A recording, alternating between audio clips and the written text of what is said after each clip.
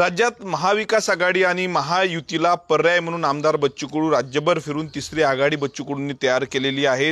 राज्यातील 4 ते 5 पक्षांना एकत्र आणून त्यांची मोड बांधलेली आहे। परंतु दुसरीकडे जर आपण पाहिलं तर आमदार बच्चू कडू यांचेच आमदार राजकुमार पटेल जे आहेत ते बच्चू कडूंची साथ सोडणार असल्याची चर्चा सध्या राजकीय वर्तुळात सुरू झालेली आहे। राजकुमार पटेल येत्या काही दिवसांमध्ये जे आहेत ते शिंदेंच्या शिवसेनेमध्ये प्रवेश करणार असल्याची माहिती सूत्रांनी दिली। आपल्या सोबत याच विषयी बोलण्यासाठी आमदार बच्चू कडू आहेत। भाऊ, तुम्ही राज्यभर फिरतायत, तिसरी आघाडी परिवर्तन आघाडी तयार केली, पण दुसरीकडे राजकुमार पटेल तुमची साथ सोडणार असल्याची चर्चा। मला असं वाटतं ही भाजप सेनेची व्यवस्थित खेळी आहे, असा प्रयत्न होऊ शकतो। राजकुमार प्रहार सोडून जिथं त्यांचे गणित जुळण म्हणजे ते निवडून यायचे ते करण्याची शक्यता नाकारता येत नाही। अजूनही 2-3 कार्यकर्ते महत्त्वाचे जाण्याची शक्यता आहे, ते टाळता येत नाही। पण आम्हाला लढण्याची सवय झालेली आहे। पहिले एकटा होतो, आता एकटा राहू आणि अधिक एकाचे 10 करण्याची ताकद बच्चू कडूमध्ये आहे। आम्ही निवडणुकीला घाबरवत नाही। बरेच लोक निवडणुकीला घाबरतात, आम्ही निवडणुकीला घाबरवतो। त्याच्यानं काही लोकांमध्ये ती संभ्रम असतं, हे बॅनर येईल का, आपण निवडून येऊ का, ते बॅनर लावलं तर निवडून का। आम्ही बच्चू कडूंना 20 वर्षात त्याचा कधीच विचार केला नाही। मोदीच्या लाटेतही सुद्धा आमची भूमिका कायम राहिली आणि आजही आमची भूमिका कायम आहे। आम्ही पडलो तरी 72, पण विचारासोबत कुठल्याही प्रकारची तडजोड नाही। आज जे काही मतदारसंघातल्या सगळ्या रिक्स उचलून आमचा जय पराजय हा सगळा विचार सोडून शेतकऱ्यासाठी, मजुरांसाठी एक दबाव गट या राज्यामध्ये निर्माण झाला पाहिजे, म्हणून आम्ही महाशक्तीची उभारणी केली।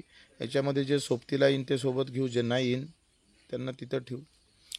2019 मध्ये राजकुमार पटेलांना कुठल्याच पक्षाने उमेदवारी दिली नाही। अशा परिस्थितीमध्ये तुम्ही त्यांना प्रहारची उमेदवारी दिली आणि ते आमदार देखील झाले आणि अशा परिस्थितीत आज ते ऐन निवडणुकीच्या तोंडावर तुम्हाला सोडून जात आहेत। तुम्ही राज्यभर मोड बांधतायत पक्षाची, परंतु एक महत्त्वाचा तुमचा नेता, एक आमदार तुम्हाला सोडून जातोय, काय भावना?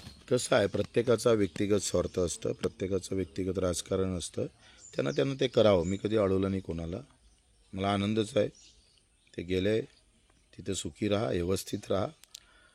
तसं त्यांनी सांगितलं का आमची दोस्ती कायम राहील, आम्ही दोस्ती कायम ठेवून आमचा उमेदवार तिथं लढवू। इथे भाजप शिवसेनेवर आरोप करतायत की त्यांची ही खेळी आहेत, काय वाटतं? मला असं वाटतं का कुठंतरी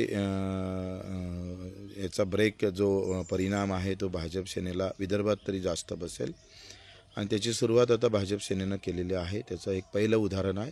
होऊ शकतं असे काही प्यादे अधिक जाणार आहे, पण सामान्य कार्यकर्त्याला घेऊन लढे आपण अतिशय ताकदीनं लढू। मग काही मतभेद होते का राजकुमार पटेल? राजकुमारच्या आमचे मतभेद असूच शकत नाही। राजकुमार अतिशय दिलदार माणूस आहे, त्याच्या आजूबाजूच्या सवंगड्यानं केलेलं काम आहे।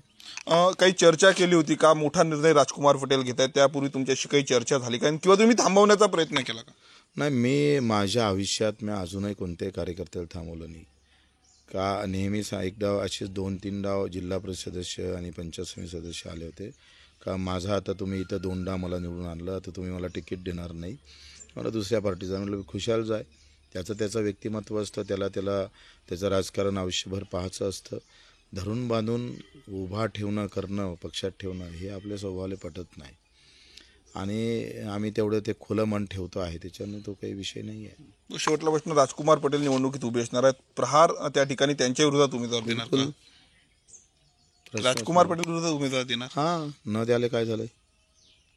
नक्कीच। तर आमदार बच्चू कडू होते, ज्यांना पक्षाच्या बाहेर जायचं त्यांना जाऊ द्या, एक नाही असे 10 अनेक लोक पक्षामध्ये येतील अशी प्रतिक्रिया त्यांनी दिली। स्वप्नील उमाप, TV9 मराठी, अमरावती।